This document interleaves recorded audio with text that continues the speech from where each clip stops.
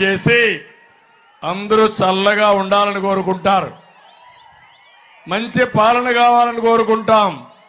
ఎప్పుడైనా సూపర్ పాలన అంటే అది రామరాజ్యం గుర్తొస్తుంది.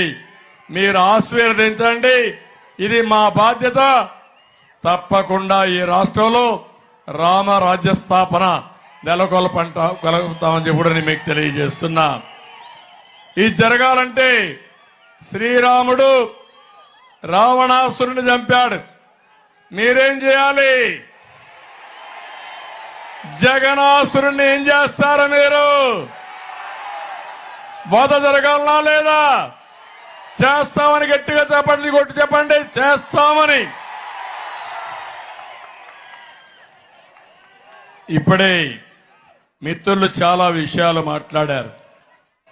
ఇక్కడుండే వాళ్ళు ఎవరైనా ఆనందంగా ఉన్నారా తమ్ముళ్ళు అని అడుగుతున్నా. ఏమమ్మా ఆడబిడ్డలు మీరు ఆనందంగా ఉన్నారమ్మా అని అడుగుతున్నా. ఒక వర్గం అని కాదు, ఇంకొక వర్గం కాదు, అందరినీ నట్టేట్లో ముంచేసిన వ్యక్తి ఎవరు? సైకో జగన్. నేను జగన్మోహన్ రెడ్డి అనడం లేదు, పేరు మార్చా. జగన్ రెడ్డి సైకో.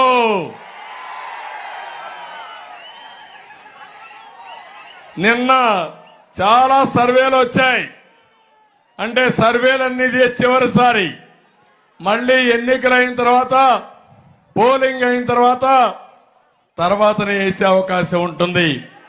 11 సర్వేలు వస్తే 11 సర్వేల్లో కూడా 17 నుంచి 23 ఎంపీలు మనమే గెలుస్తున్నామని మీకు తెలియజేస్తున్నా.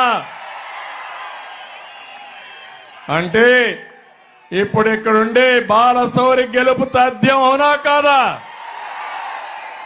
కృష్ణప్రసాద్ గెలుపు తథ్యం అవునా కాదా? కానీ ఇక్కడ ఒక దుర్మార్గుడు ఉన్నాడు. ఆ దుర్మార్గుడు మీరు చూస్తే తమ్ముళ్ళు 6 నెలలుగా ఎప్పుడన్నా బయట వచ్చాడా? ఇంట్లో నుంచి పరదాలు కట్టుకొని తిరిగాడా లేదా? నేను అడుగుతున్నా. ఎన్నికల ముందు నేరుగా ఊరూరు వచ్చాడు. నేను అనుకోనుంటే ముఖ్యమంత్రిగా బయట రాకూడదంటే వచ్చేవాడా అని మిమ్మల్ని అడుగుతున్నా. ఆ రోజు ఇప్పుడే చెప్పాడు పవన్ కళ్యాణ్ గారు, మేము ప్రజాస్వామ్యయుతంగా ముందుకు పోయాం.